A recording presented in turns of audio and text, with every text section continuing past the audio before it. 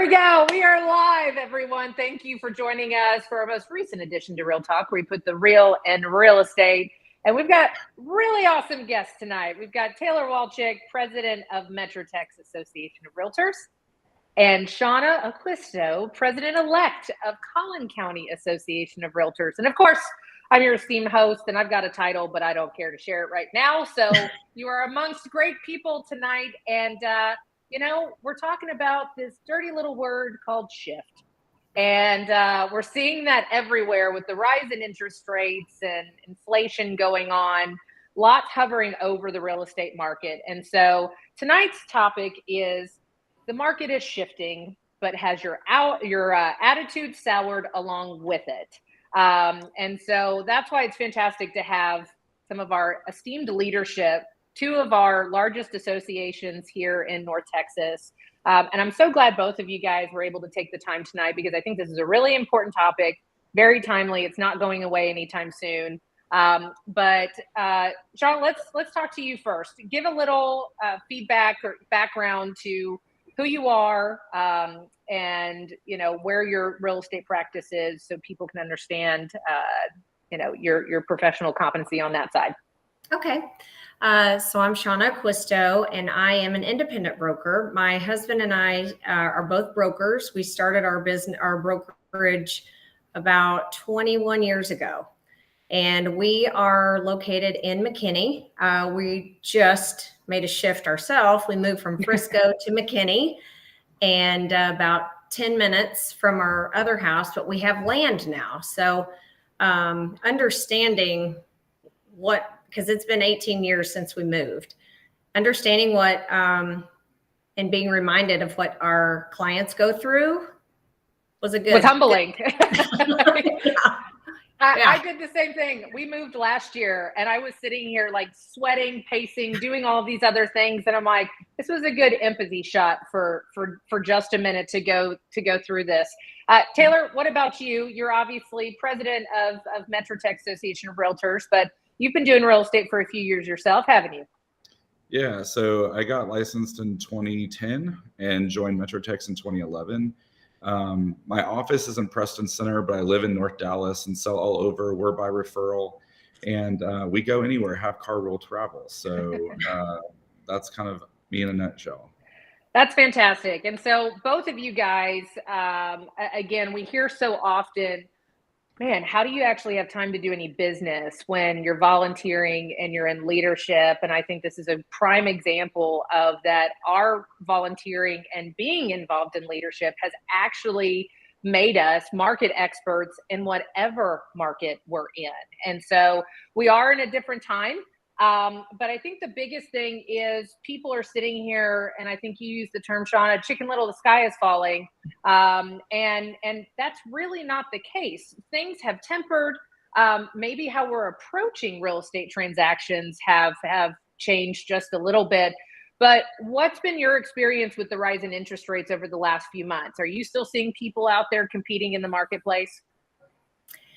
There will always be buyers and there will always be sellers. So our job is to be a professional and guide them through whatever market that we're in. And, you know, we talked a little before the show, is as a realtor, you must not let the market dictate your success. And if you are, you need to change that mindset, because there's always going to be a market where it's a supply and demand market. So it's always going to be changing.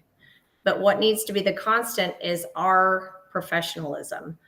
And, you know, I think that's probably one of the most important things to understand as a new realtor. But we have buyers, we have sellers still active. They may have changed their price point or their location, but they're still out there, and they rely on that. Well, and what I thought was interesting is when the interest rates actually did the largest hike they had, all my risk adverse buyers that were also going to be sellers said, I feel a lot more comfortable if things have calmed down just a little bit, because the sellers were then going to enter into the buying game. So they knew I might not make as much on my sale, but at least I have more inventory and a more even playing field on the purchase. And so I've actually gotten more busy than I was at that late spring, beginning of summer with the interest rates rising. Have you had the same impact, Shana? Yeah, I've seen, we've had clients who kind of took a little break because they couldn't compete. Yeah. But, we talk about interest rates going up, but if you're not having to pay 100,000 over, we're in a much better position. And I think that's what we need to realize. And I think you had a stat earlier that I really loved, Ashley. And I do want to take a second, not to digress, but I want to thank you, one, for having us on here. And this is just a testament of how volunteering and leadership, this is a testament, because you and I met years and years ago as independent brokers. And in an independent broker network. And here we are. We see each other, not every day, but when we do, we recognize each other, we talk to each other, and we have a catch up. And I really value that. So thank you. Oh, I appreciate it too. And I think that we can say that about all of us. And because I don't look at you guys as competitors, I look at you guys as you're my colleagues, my peers. I can share stories with you. People will put themselves in these silos and look at each other as competitors when we all work by referral. So I have a very abundance mindset because our spheres don't really cross over to the same capacity. I mean, Sean, both of you and I reside and work in Collin County, but I work all over the Metroplex too. And so, but it's great to say, hey, what are you seeing? What's going on with you? How have your transactions been lately? So no, I think that's huge. And just to give a little background context, where the inspiration for the show was, we put on a listing last week. We were traveling to the NAR Tech Conference, and I thought it was a great idea to put a listing live in the Admirals Club when I was about to go on a plane. And my seller's actually an underwriter in the mortgage industry, and said, look, our expectations are tempered. We understand we might just get a few showings throughout the weekend. That's okay. We've got time. But we spent 5 to 6 weeks getting the house prepared. We had the whole home repainted. We had several other things done, replaced light fixtures, door hardware, staged the fool out of it, decluttered, did all of these things. And he kept saying, Ashley, we're going to get the return on this. Is it worth it? And I'm like, keep going, Sergio. We're not there yet. Okay. And I even at the end, we had a little issue with the painters. They said they were done. I go in there and it was a mess. And it was this big, great room with beams and all this other stuff. And I'm like, no, we are not putting this home on the market. I had photos happening the next morning. And I called my photographer and he said, how about Monday? And I said, that's great because I'm not doing this. And so we punted an extra 3 days. I had the painting crew come back through. We fixed it all. And I said, good enough is not good enough in any market. And that's what we did. We had 45 showings in 36 hours. And we had no idea that we were going to get that type of traffic, because that's what you're hearing right now, right? That it's just trickling in. There's only a few buyers. But we have such a lack of prime market ready product out there. So with interest rates rising, buyers want to have value in the home that they're going to be purchasing in. So that's what was going on. So of course, 45 showings, I got a lot of communication or lack thereof because of it through all those agents. And because I was traveling, I would have to pop out of a conference or do something else. And everybody was so hostile and felt so entitled. And, I know the market has shifted. Do you think they'll do this? Do you think they do that? Like, do you realize there were 7 other people seeing the house at the same time you were?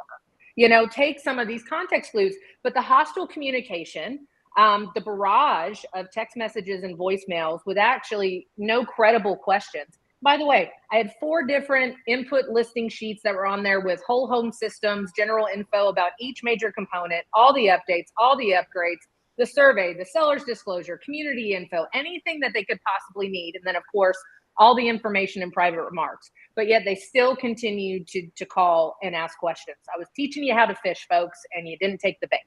So through all of that, I just kept laughing, going, we need to teach a class of what not to do to get your offer accepted in any market. And then that's when the idea was birthed. And I wanted 2 consummate professionals that are still actively practicing in this marketplace to kind of give those tips and tricks too. So Taylor, I've sucked the oxygen out for the last couple of minutes, but we've talked about a lot of those things, and part of it is education. and lack of education and just having very new agents in this marketplace the last few years. So I know we don't have the stat, but what was the stat that you did share as far as production of our association? So yeah, our association alone has grown about 7,000 in the last few years. But the stat that you're talking about is around 70 to 80% of our agents have only sold 3 houses each year. And, there's an education piece on that part. We've all talked about how, oh, I'm too busy to do this, or I'm too busy to do that as an excuse. And if you're committed to the profession and not just here to make a quick buck until the market, does its thing, and then you get out and find another way to make money, they're going to come and go, but people like us are going to be here. And I'll go a step further and say that education, it's more than just ourselves educating each other. It's about us educating our buyers and our sellers, because, right now with the shift happening, our buyers are saying, well, I can go in here and lowball them because the market shifted and prices are falling. Well, they're not falling, they're just not rising as much as they were Correct. once. And so I think we were talking about this before the show. I think this is the first time in a long time that the buyers and the sellers are not on the same page. A few months ago, when we were seeing 110 offers on houses, the buyers knew and the sellers knew what the gig was going in. I'm going to have to, pay $100,000 over. What do you want? Do you want a new puppy? Do you want your kid through college? Like, what is it going to take to get this done? But both sides were like on the same page.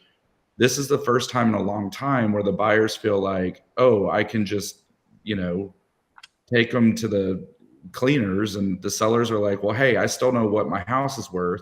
The market hasn't shifted as much. And so it's our job as professionals to bring them together again and for us to all get on the same page.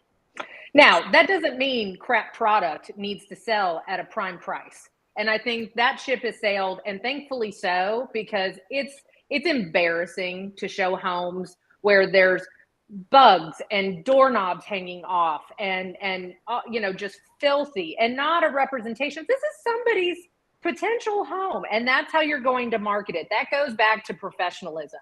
And if you have with this market, like, we just got back from showing a house in McKinney, baseboards were chipped and cracked all over the place, holes in the walls. And I mean, this is, this wasn't like a steal and deal house. This was like somebody that was really trying to sell it. And I think that being a buyer's agent helps you be a better seller's agent. Yes. Because as soon as the buyer walks in, they're thinking discount, discount, discount. It's our job to help mitigate that and say, no, buyer, this is a pristine home and you should pay top dollar for it. So what you said earlier about 6 weeks of preparing a house to go on the market is so important. I remember back whenever I first got into the business, we were seeing multiple offers. It was on amazing homes that were well presented and in great shape, but nothing like, it's like a couple months ago, you didn't even have to try. You stuck a sign in the yard and you got 50 offers.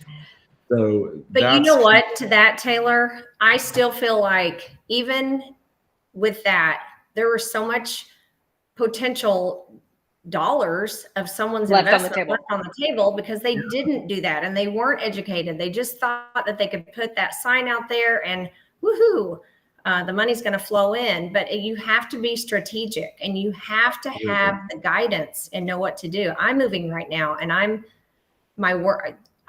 am about to fire me as a client because I am the worst. But I'm taking my own advice. And I'm doing all of these things. And there's been times where I'm like, you know what, that's it. I'm not going to do this. And then I sit back and think about it. And it's like, where we live, we're competing with everything new, shiny, new, just area in general. And that's what people are going to pay for. So, I get the question a lot. Well, if I invest this, am I going to get 100% back? Probably, because think about what you paid for the home and think about what we're going to sell it for. Yes. The answer is yes. And that's like, I can remember the growth that I've had from volunteering, from meeting, the movers and the shakers and talking to them and asking questions. And, I've been lucky to have some great mentors over the years. And it's funny because each year I do this, I become more and more emboldened, and not in like a cocky way, but look, I know what I'm doing. You need to do this. Just trust me. Our clients don't want best friends that tell them how great their house is, how great this house is. They want you to be real with them. They want you to point out things that they might not have thought about. It's our job to do that. And so I think whenever this all ties into like educating, that's where we really serve our clients in the best way. I completely agree, Taylor. Sorry, but I remember the first time I met Taylor at a conference, and you hear it in his voice. I had no idea who he was, but I heard him having a conversation with somebody that I did know, and just to see the passion that he has for the industry. And I think that's the difference. And that's why you're in the position that you're in, I think, Taylor, is we all care. And my husband and I, years and years ago, we all needed the paycheck, right? But if you stop for a minute and think about, why are you in this business? What do you love about this business? And you realize we all care. You care about what is happening at the end. You don't look at the end result as your why you're doing it. You look at the reward at the end, and that we all care. So if you stop and show that you care, that vibe totally relays to the clients. And when they feel that, we hear a lot in our industry about know, like, and trust, but that's true. If someone feels that from you, and you can feel it, we all know, you meet somebody for the first time, you can feel it. And when they do, they're going to feel comfortable. They're going to listen to you. They're going to take your guidance, and they're going to have a positive outcome. So you'll have clients for life. Yep. And like this business, this profession is all about relationships in every aspect of it, with each other, with our clients. And that's why I think those of us, we kind of drink the Kool-Aid, and we're in it for, forever until I, can't do it anymore. It's all about the relationships. And I think going back to why do we volunteer, that's part of it. It's relationships with each other. How many times have you gone into, a listing and you're like, oh, I know this agent. They're really good. Like, oh, we have a great relationship. And then it gives you the upper edge over, who else? We've gotten our clients' offers accepted from involvement, because everybody Googles, they Facebook, they look at your Instagram post, and it's, if you say that you're not doing it, you're lying, because but our involvements helped get us deals won. So, well, game recognizes game. Let's be honest, and we all reap the benefits of that. And you'd walk in, during the last couple of years and say, "Look, this is purely about price. They won't answer the phone. We've got no tactical advantage," and you set that expectation. And then the next one is, "Oh gosh, this is Shana's listing. I'm going to reach out to her. We have a great professional relationship. She and I serve at the association. Let me see what I can do." This is one of those situations where it's not always purely about price, because we also know price doesn't always get you across the finish line. So I'm going to take a question right here. So Richard Weeks, so as the appraisal waivers been put back on the shelves for a while? I think that's yes and no. So on the listing that I was telling you in Carrollton, I think we got double-digit offers, and that was within the first couple of days. I had 2 cash offers, and then I had several other financing offers. There were a couple that had appraisal waivers, but they weren't the full waiver. They were definitely setting a floor and protecting their client. And then there were others that didn't have it. I still think that the appraisal waiver is still a great tool to set proper expectations that, hey, we do believe the house is worth this, but we still have a floor. And that should also make your seller comfortable knowing, hey, do you think, what if there's an appraisal issue? Are they going to do anything? Well, at least they put a floor in here. As long as it appraises for X, we're good. Okay, Shana, I'm comfortable. You and I talked about that. We priced it appropriately. I'm good with this. And those tools are there for a reason, not to put accelerant on a fire. That appraisal waiver was not meant to be a demeaning tool, but of course that's how the rest of us used it. And yes, Amy Carnth-Hansen, it is a great crew today, and she is a phenomenal resource for both of our associations as well. But those are the things, is behavior, guys. And what I hate is when I mean, we've all seen this for the past 2 decades. When you see a trend, whether it's in a listing or how an agent behaves or presents an offer, and it's awful or illegal, and then the rest of the agents start adopting the same practice, and your hair goes on fire. And so right now, what I don't want to happen, because of interest rates going up and inflation and other things, and getting a little bit more inventory in the market, that we start this bad behavior again. And I think part of it, we were saying before, is it was reactionary practices the past couple of years versus being planned and proactive with your approach with your clients. And we have to get back to being planned and proactive. That means if your seller comes to you and says, Taylor, we really, I know interest rates are getting up. We got to get our house out there. Hey, dudes, you've been stalling on me for 2 to 3 weeks, and now you want to get your house on the market in 4 days. We still have 2 weeks worth of homework. I mean, are you going to tell them and advocate for them to just hurry up, let's get the photographer out of here, what's best is best, and we'll do that? Or are you going to educate them and tell them to be patient in that circumstance? It's all about the listing, because whenever we go into a listing, the listing ultimately reflects upon our reputation. I don't put crap on the market. I won't do it, and again, this is growth, evolving. There were days, back in the day, where the seller would come at me with an objection. I don't want to do this, it's too much money. And I would say, okay, fine. Now, we go through the house, we give them a list. We say, how much time do you need for this? We have contacts. If you need help finding contacts, let us help you. But this is our expectation. It's going to get you so much more money in the end. And that's what your clients want from you, is to tell the truth and use your expertise. Otherwise they would do for sell by owner if they thought they could do it without you.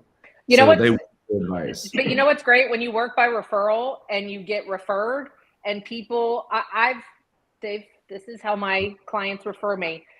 Ashley's the best. She's going to tell you like it is, though. And so listen to it. She's very nice, but she's going to be blunt, and just trust her. She's amazing. And when you that's how you're referred, and you walk into the scenario and you already have gained trust and respect in that capacity. It's not an uphill battle. If you're buying leads and it's cold calling and you're door knocking, which I'm not saying that's a problem. My soul would go to die if I had to door knock and buy leads.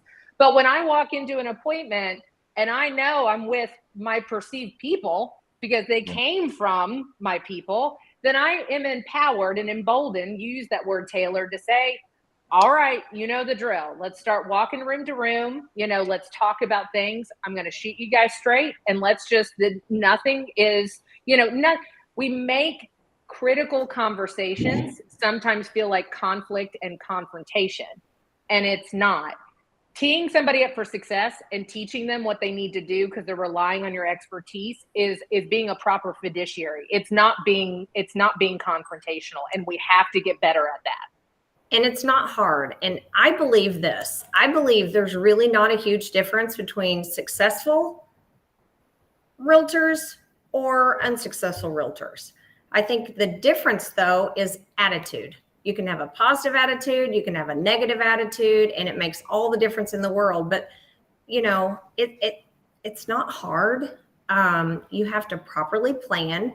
We talked about this earlier, too, that if you were new to this business and you got in the years that it was just great, and that's hard too, and you were super stressed out to the max because you just didn't know what to do. You're just beside yourself. You can't keep up.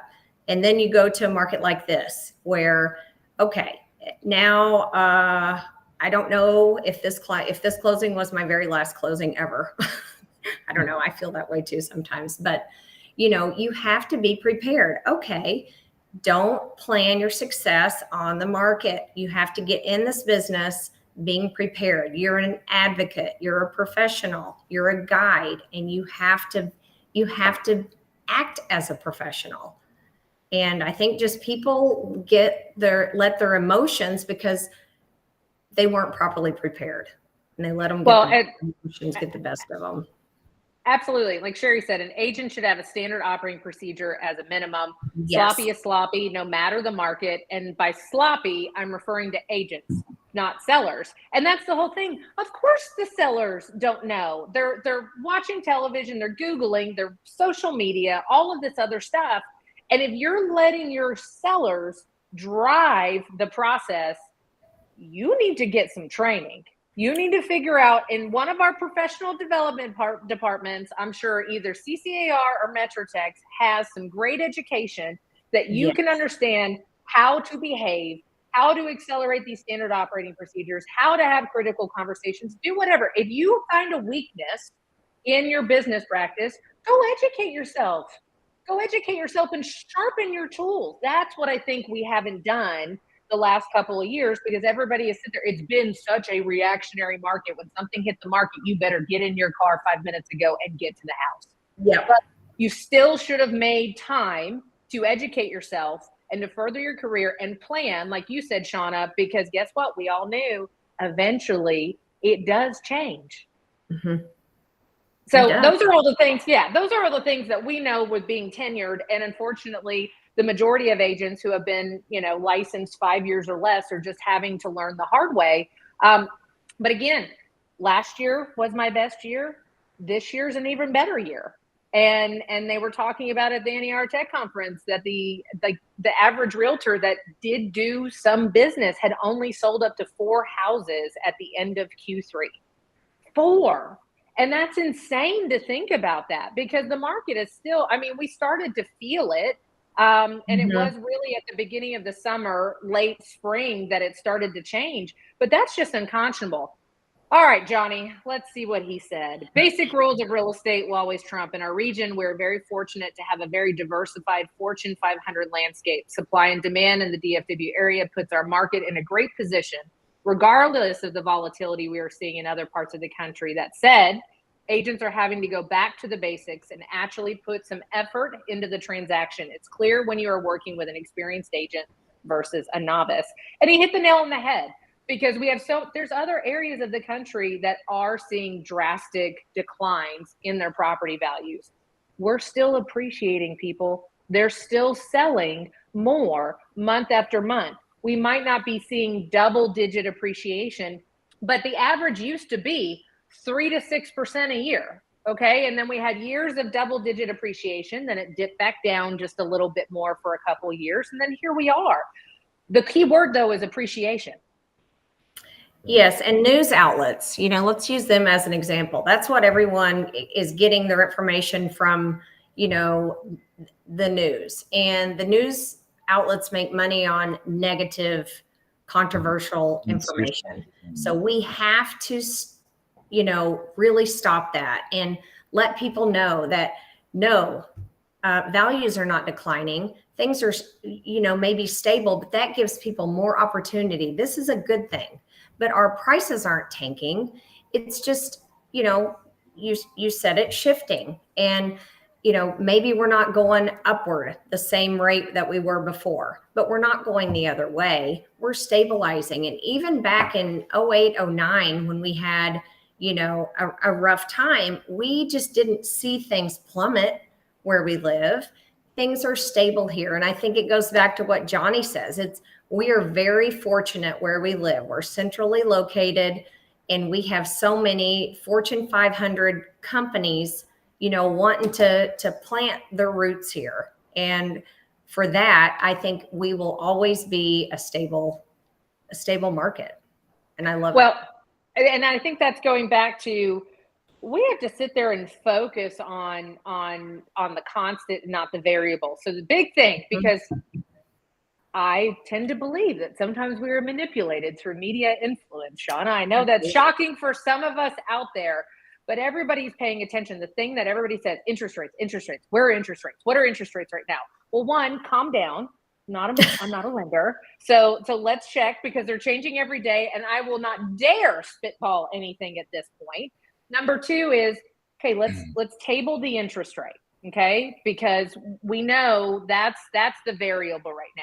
Let's talk about your budget. Let's talk about what you guys can afford on a monthly basis. And let's talk about what you want. Because once you start having those contextual conversations of, I get it, you might be at a 6% interest rate instead of a 3% interest rate. But what if I tell you that that $500,000 house could be purchased for $500,000 instead of $550,000? Okay, Ashley, I'm listening. Okay, well, what that means is, yeah, you're having to pay a little bit more interest, but we're all confident that those interest rates are going to improve over the next couple of years. We don't know if it's a year, we don't know if it's 2 years, but can you burn a little cash for a profit? Okay, I'm listening. Okay, well, take interest rates right now. On that $500,000 house, you might be paying $400 to $500 a month more on interest. So let's think about your yearly impact. That right there is only $6,000. That's still a lot. That's $6,000 extra a year that you're paying for that house for your payment right now. Let's say you have to do that for 2 years. You're at $12,000, but you get that house for $50,000 less. You're still at a $38,000 net profit in this market with the higher interest rate. So if you still want to be in the positive, this is a fantastic time. You have more opportunity and more control as a buyer, which is why my risk adverse clients, when interest rates started to go up, called me and said, hey, we knew we had a great product to sell, but we were terrified to buy. And now we want to buy. I have 4 listings going on this week alone. And that's been consistent because they felt more confident that they would be able to get something that they truly loved in the purchasing market. I have a client right now, and they're purchasing for their daughter. And, they're purchasing to invest, but their daughter is going to live in the home.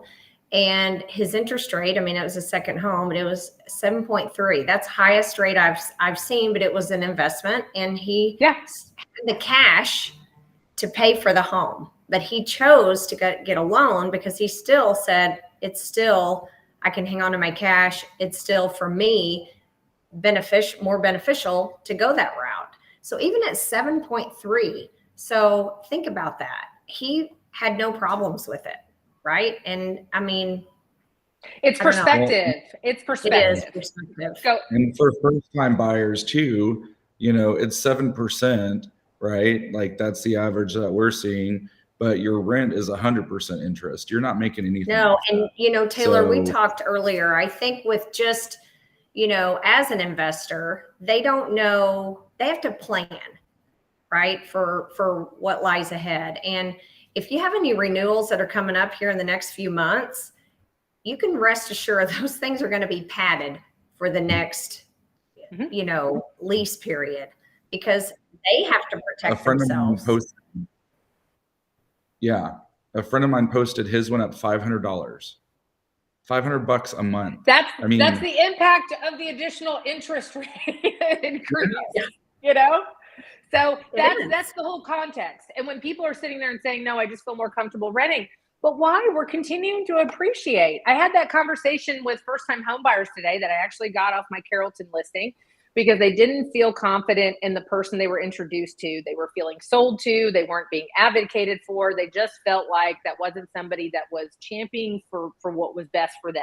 And so that's also a fantastic thing when they weren't feeling that way. And now I've gotten a client out of it at the same time. They're first time home buyers relocating here because everybody wants to be in North Texas. We had that conversation today and they're like, oh my gosh, everything costs so much. Because we were just talking about what does it cost to replace an AC unit? What does it cost to do this? Because the house we were in was all renovated. And I'm like, your capital expenditures are real low. This is going to be great for you guys. And she's like, I just want to rent forever. Because they're from the New Jersey, New York market. And I looked at her and I said, girlfriend, I said, you can rent forever, but you still need to buy dirt. So even if you just invest in real estate and you want to rent and do that over there, that's fine. And I had that conversation with her because I don't know about you guys, but the people that I know that amassed a lot of wealth did it in one of the ugliest real estate markets where everybody else was jumping ship, short selling, foreclosing, selling their properties and getting out of the game. That's where the savvy investors were just picking up the pieces left and right because it was low hanging fruit. And it's not happening the same way right now, but there are a lot of people on the sidelines and it's the same thing. I work now with about a third of my business is commercial and multifamily investors. And again, I credit that to be involved in the association because I've been exposed to so many different people in the commercial space, in the investment space, in the global space. And that gave me the professional competency to diversify. But they're just changing their strategy from trying to acquire a property because of cash flow, instead hedging their bets and placing their money in a really stable market that's going to continue to appreciate. And they're like, I'm going to refi. My cash flow will improve probably year 2 or year 3, but at least I know I'm still getting a really good deal because the prices are coming down, because the investor secondary home rates are so high that it squeezed a lot of people out of the game. So it's all about having those conversations. Another stat that they had at NAR, whenever they were talking about institutional investors, Texas has the higher percentage, the highest in the nation of institutional investors at 28%. So if you have a bunch of institutional investors come in, they're not stupid. They're not going to lose their money. So that's another reason to buy right now, even despite the interest rates being higher. But you know what, Taylor, that goes back to, not to be controversial, but I wonder about that stat. I wonder about that stat, because how are they differentiating institutional buyers who are buying up like build to rent, communities, or the ones who are purchasing a home on behalf of someone to give them the cash to have leverage to go purchase something else? I think that stat could be skewed a little bit. And that's something that people are going to hear that stat and be a little cautious, like, well, this market's changing because, but I don't know that that's necessarily, I'd be interested to see next year how that stat looks, because, you're not seeing people having to compete with cash and get somebody to purchase their home to free up their cash to purchase. So I don't know how that's either way, that institutional investor, if they even were doing it as a bridge, basically a sophisticated bridge loan, they still felt confident enough to make that bridge loan product. Well, that is very true. Yeah. No, you're right. So I'm You're sure not going to lose money. Yeah. No. Well, I mean, some have, and we won't talk about that, but that we are all relishing in right now, because you know what it is, what we've been saying the whole time, when people said, well, I can just go through this service, or I can do this, or go through a flat fee service, or,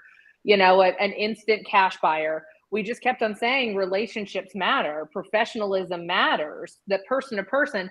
And when you turn on the news, we don't have to use any names, but when you turn on the news and you see lawsuits and losses, it's all of them across the board. And that's what we've been saying. But it goes back to the title of, has your attitude soured? And there were so many people that got soured because there were so many of those players in our marketplace. And when somebody would say that, I would go, that's not even my competition, because if somebody would prefer to go that route, they weren't my people to begin with. That's not my referral source. My referral source wants to reset a neighborhood. My referral source wants to sit there and have direct representation that's going to battle for them and get them the best deal and the best house. Somebody wants to devalue what we do for a living.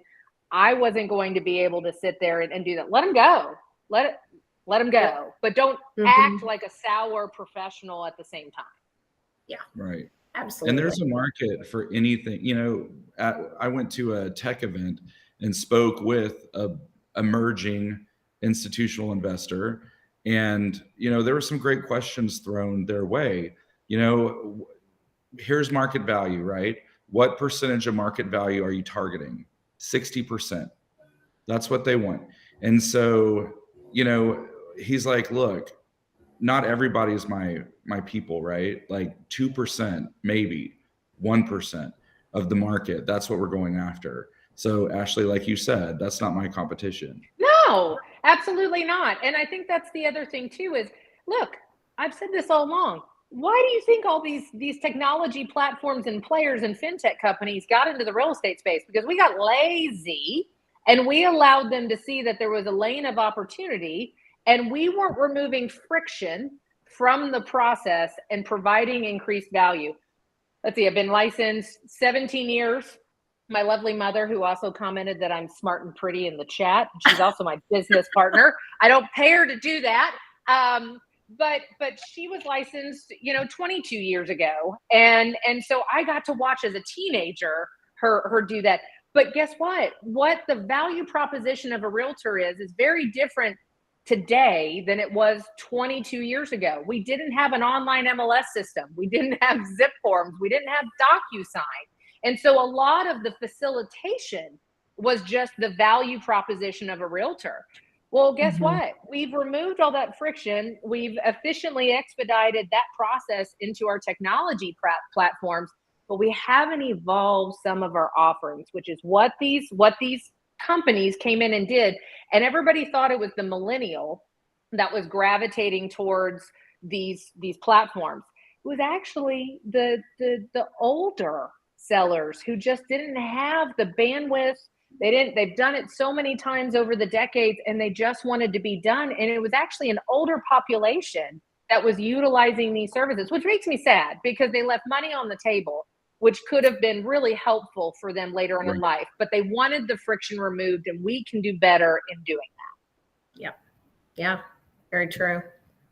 You know, and I just was listening to Taylor, and I think he's mentioned twice that he was at this event or he was at this conference.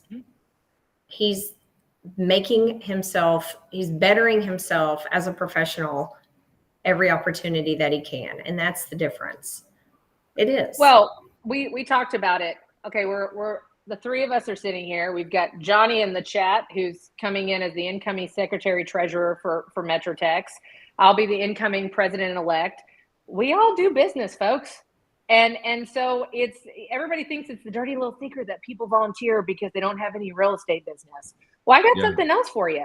I've built my business over the past several years in an impenetrable state because of what I've done. I've become, and I've been in every capacity, every lane and every proficiency, I am the market expert. And if you position yourself as a market expert, when the market shifts, you are the expert in that shifting marketplace because you're trying to hunt and gather. Okay, what's going on? Talk to your cohorts. Just like we were talking about, Shana, when we see each other at an event, it's like, okay, what are you seeing? What's going on? How are things going for you? I just need to consume the information because that helps me. That's all data points. Talk to your affiliate partners. Talk to your lenders. I went into my title company yesterday and I said, okay, what are your files looking like? How many of you guys open? They're like, they're down. They said they're down, but then we started having probative conversations of what that meant. What type of contracts are you getting? Because if you position yourself that way, at least you understand where the shift is and you can prepare and overcome the ramifications of what that looks like.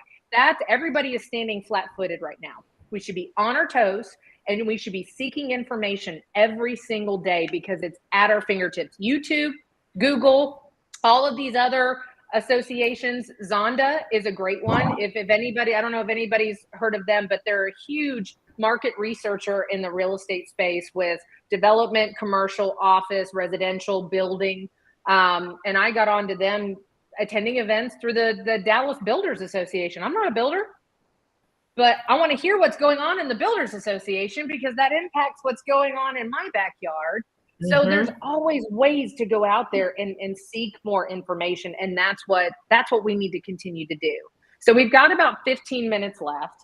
We've got a captive audience here, and I want to just sit there and hit home because we keep on talking about being the market expert, educating yourselves, aligning yourselves with professionals, acting like a professional. We have two different associations here that are not competitors. We are cohorts, and we cooperatively do things with one another. So what can we do? Shana, let's start with you.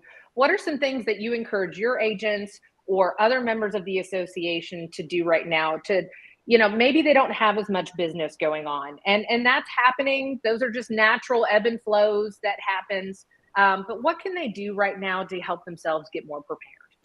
So we talked about this earlier too, is, we have a couple of newer agents and just getting in when you have some time, you should fill it. Right? You're a professional. So if you're not out showing homes or selling real estate, then educate yourself, fill yourself with more knowledge of what's going on. And, a couple of them went as far and got their GRI. And I love it. I love it when new agents, they come back and they want to tell you all these things like they have the answer. right? But they are so excited about what they've learned that they want to come back and share it. So that's just putting more tools in their tool belt, because I believe that you can go and you can, you talked about one of the clients that you met, they just felt like they're being sold. Well, you can talk, but when you show somebody stats and you source it by this person did this or this information, our MLS provides stats we can pull right there. Super simple, right? It's valuable information. Why is the MLS so important? The MLS is completely necessary, and educate them as to why, and I think if you just educate yourself, talk to industry professionals that have been in the business for a long time and get their perspective, get everyone's perspective. And, we talked about professionalism. Just because it's a brand new agent, I want to be clear, we're not just talking about brand new agents. There's some brand new agents that are rock stars, and they got in it and they were properly prepared to get into the business. There's also people that have been in the business so long that maybe they are burnt out, and they, you get it from all angles. But it's our job to be professional, unite as an industry, as industry professionals. We are not competitors. We're all on the same team. Talk about the value of our MLS. Talk about the value of a realtor. We don't just facilitate a sale. We advocate on behalf of property owners. When I first started, I didn't really understand the value of TreePack, and it's just the truth. Uncheck. I would uncheck it until the day I didn't, and I was like, wow, what an idiot. Right? What an idiot, and how selfish of me to just put that on somebody else to carry that weight. But man, what a difference maker, right?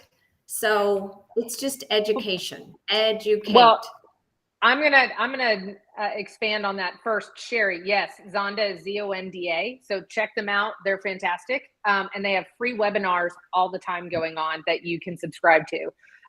But you go back to TreePack, which is something else, and same thing. I had been in the business double-digit years before I actually started to actively invest in TreePack. And shame on us and the leadership and everything else that we don't tailor our messaging and try to figure out how we can get newer agents to understand why it's so important to invest.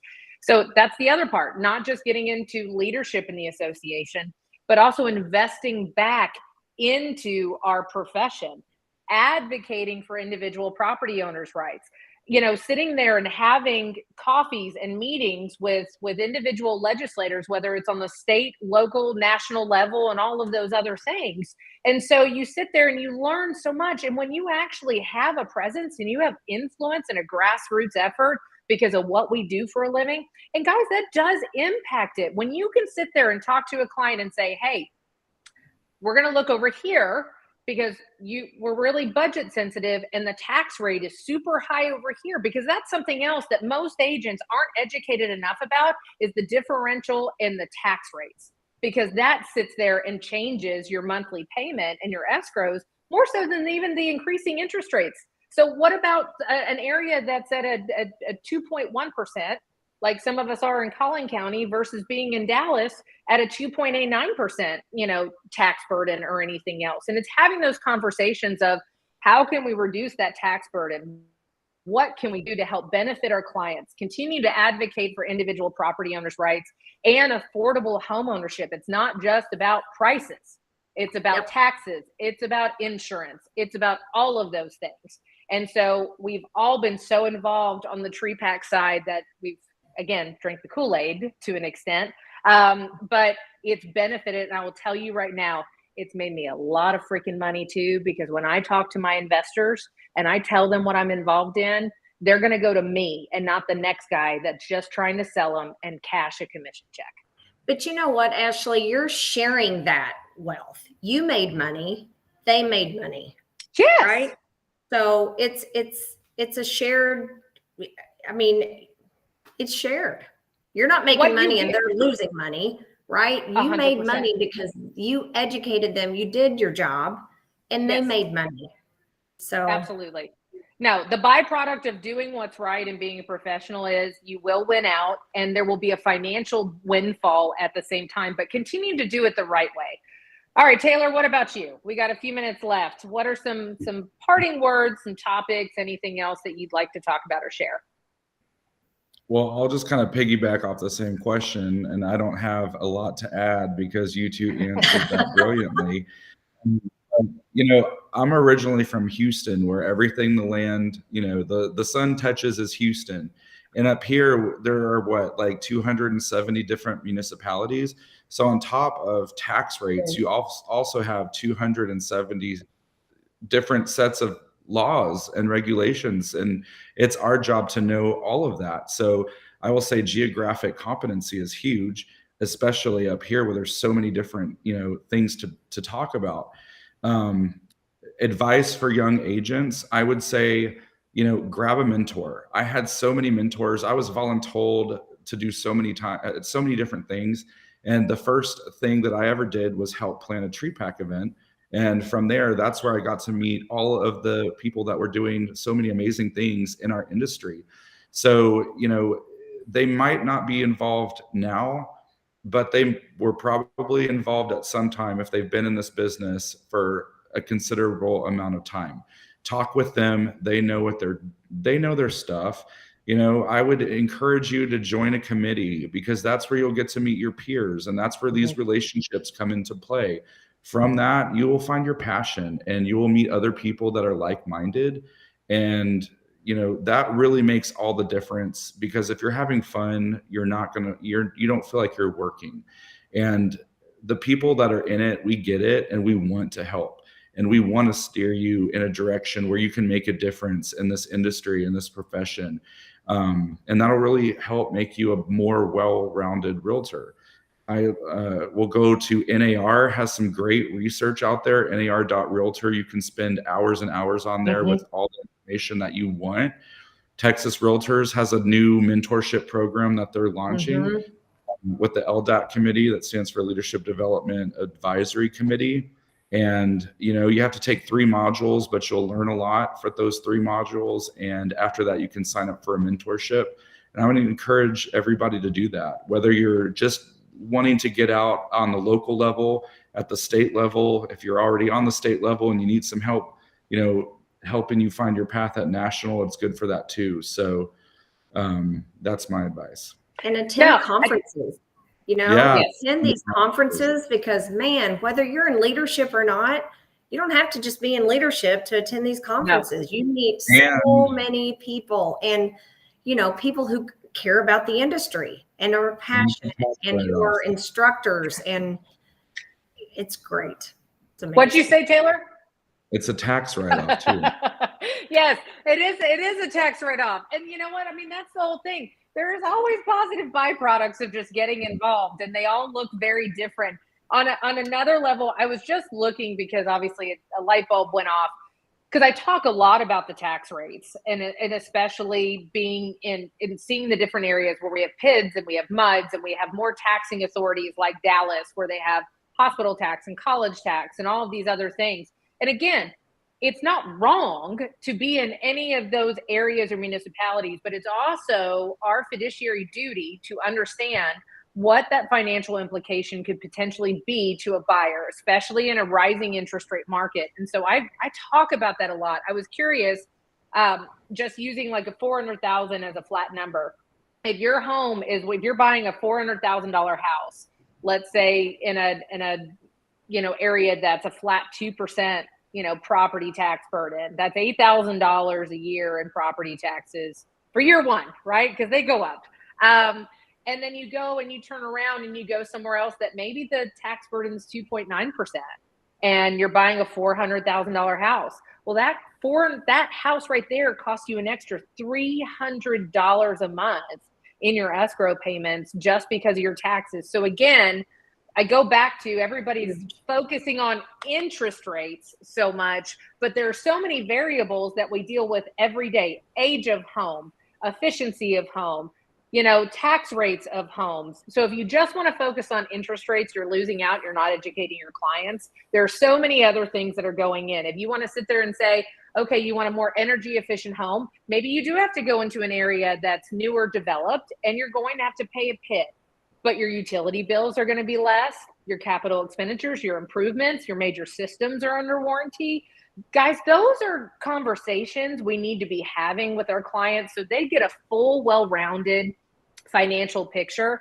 And the builders right now are doing phenomenal education because they're not as busy as they were. They're actually opening the door for us now again and wanting us to come in. I know I'm soured, but at the same time, I do think going to some of the builder education and learning about the new builds, the construction products, the energy efficiency, the PIDs, the MUDs, things like that, even if you don't sell to that new construction, it does educate you what those differences are and those different materials and product types. So it's not just doing education in our association. There's so much stuff out there, and a lot of it is free. You can go to these builder classes. You can go to so many others for free, guys. I know, Greta, there's a lot of them. We're not going to mention them all by name, but yes. And it goes back to being soured. There are a lot of things that we as participating active practitioners can say, these listing agents misbehaved, the appraisers misbehaved. Where were the lenders when they only wanted to do refis the past couple of years? The title companies, all of these other things, the builders that wouldn't even unlock their doors or offer commission in certain aspects. But we all sat there and said, this too shall pass. This too shall pass, and I'm going to hold my head above water. Yep. And you swallow your pride and you think about the client because we care. Yes. That's why we're in this business. So put all those feelings aside and, fight for your clients. There's got to be there's a little satisfaction for me though, because I haven't changed. I continue to hold my head up high and I have operated in the same capacity. The builders are the ones with their tails between their legs. There's nothing to be upset or soured about. We had to advocate for our clients then. We had to educate them then. And now going into this process, you know what? I don't feel vindicated. I just feel like it was the right thing to do to always be the consummate professional. Yeah. Now you can go get your client a good deal on something. Hey, we just got $80,000 off, an extra $25,000 in closing costs, and they were willing to make modifications even though it was a production build. So hey, it's a win, and those are the things that we need to count up. Okay, Taylor, one last phrase. Anything else? Oh my God, why did you put me on the spot? No, you go first. Okay, how about get involved? Get involved. Vote, invest, and seek the information. If you don't know it, guys, there's so many people out there that are willing to talk to you, mentor you, answer a question. I can guarantee you the three of us here right now, reach out to us. You can, direct message us, do whatever else. You can find our emails and our phone numbers, reach out, and ask questions. Yeah, I'd agree with that. That's it. That's all you got, Taylor? Yeah. Get involved in a committee. How's that? Get involved in a committee. Yeah. Well, reach out to one of us. If you want to do something and you don't know what, you don't know how, reach out to us, because obviously we figured it out, but none of us figured it out alone. Nope. Or I can't say that.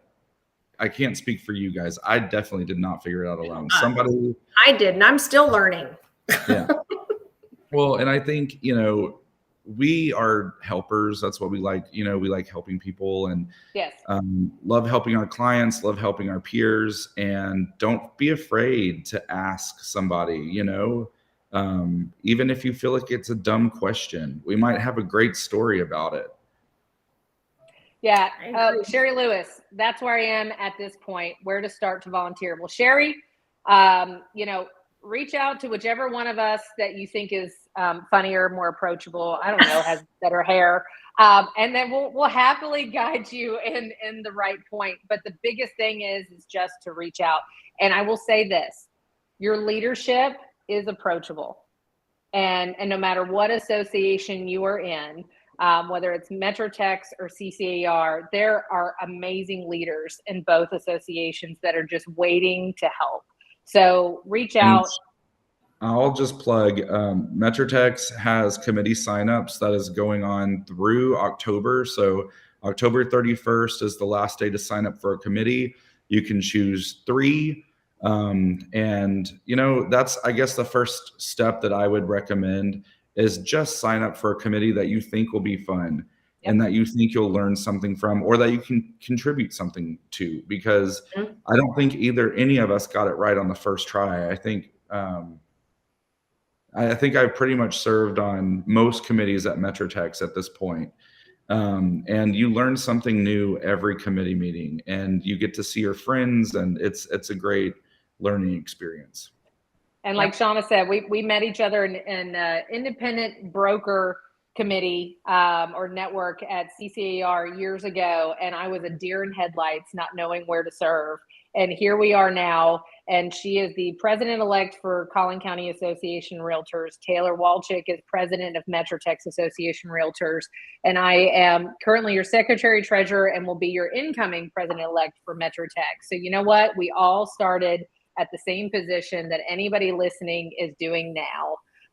So thank you, Val. Yes, this was his first year serving on 2 committees in MetroTex, and it's been great. So keep on doing that.